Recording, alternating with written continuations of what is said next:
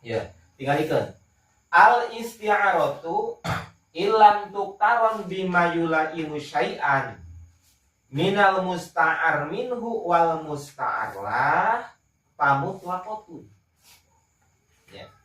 Cek musonif lamun aya majaz isti'arah henteu babarengan jeung mulaim, henteu babarengan jeung sifat anu mantesan, baik mantesan kana musyabbahna atawa mantesan kana musyabbah bihna, maka ieu majaz isti'arah engke disebutna majaz isti'arah mutlaqah.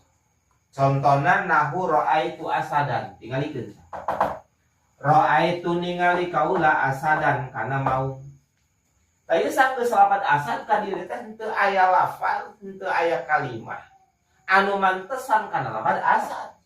Oge henteu aya kalimah anu mantesan kana lapan rajulun suja.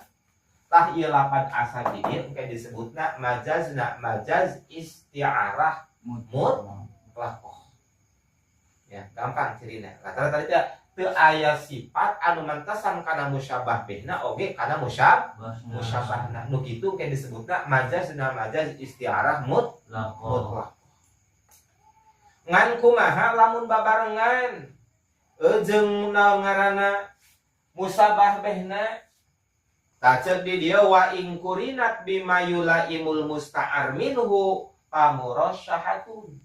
Lamun aya majaz isti'arah babarengan jeung sifat anu mantesan kana musyabbahna tegasna lapan asad, maka ieu lapan asad di dieu engke disebutna majaz isti'arah murasahah. Ya, mana contohna?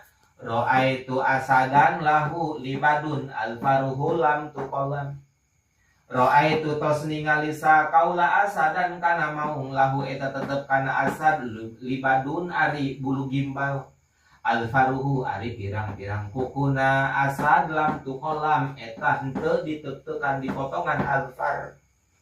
Tah ieu lapan asad di dieu teh babarengan jeung sifat anu mantesan kana naon tadi musta'ar minhu nya nyaeta lapan lahu libadun alfaruhu lam tuqallam.